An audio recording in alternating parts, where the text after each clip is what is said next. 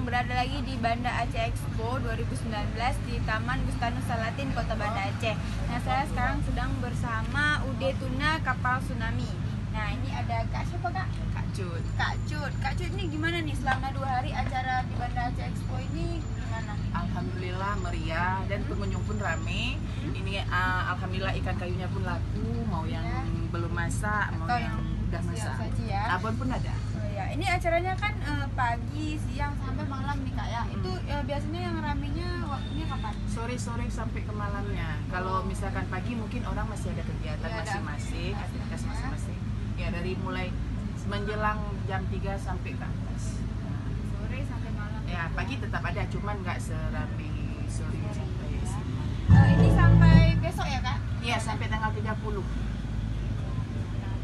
Nah teman-teman masih ada 1 hari lagi besok dan hari ini masih ada sampai malam. Jadi kalau mau teman-teman mau nyobain ini kemamah keringnya punya kapal tsunami yang fenomenal ini, silakan datang ke Taman Sari di Banda Aceh Expo